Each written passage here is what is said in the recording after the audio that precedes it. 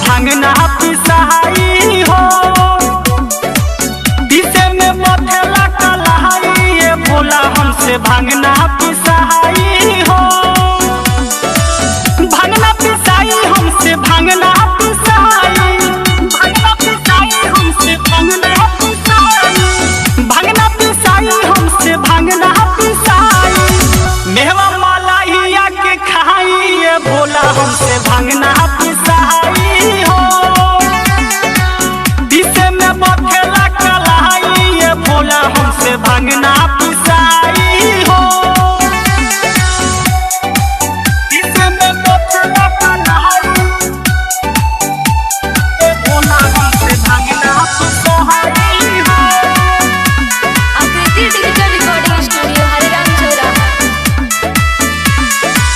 सोनवा के लंकरवा कोई दिहानी दान जी, टूटी मड़ैया पर कहनी गुमान जी। ए भोला तनी ध्यान दे। सोनवा के लंकरवा कोई दिहानी दान जी, टूटी मड़ैया पर कहनी गुमान जी। मन करे नई हरनु जाई ये भोला हमसे भांगना पिसाई हो। बुझनी दिसे में बथेला कलाई ये भोला हमसे भांगना पिसाई हो। भांगना पिसाई हमसे भांगना पिसाई, भांगना पिसाई हमसे भांगना पिसाई, भांगना पिसाई हमसे भांगना पिसाई। मेवा मलाइया के खाई ये भोला हमसे भांगना पिसाई हो। दिसे में बथेला कलाई ये भोला हमसे भांगना पिसाई हो। अरे ये भोला भांग पीसे वाला मशीन ला दी ना। दिसे में बथेला कलाई ये भोला हमसे भांगना पिसाई हो।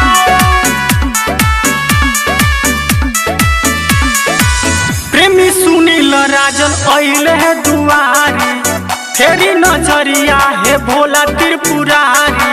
ए भोला तनी ध्यान दे। प्रेमी सुनील राजन अइले है दुआरी, फेरी नजरिया है भोला त्रिपुरारी। मुन्ना के भाग के जगाई ये भोला हमसे भांगना पिसाई हो। बुझनी दिसे में बथेला कलाई ये भोला हमसे भांगना पिसाई हो।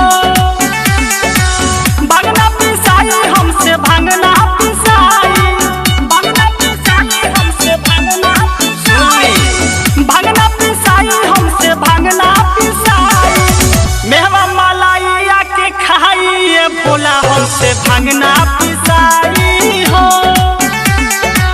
दिसे में बथेला कलाई ये भोला हमसे भांगना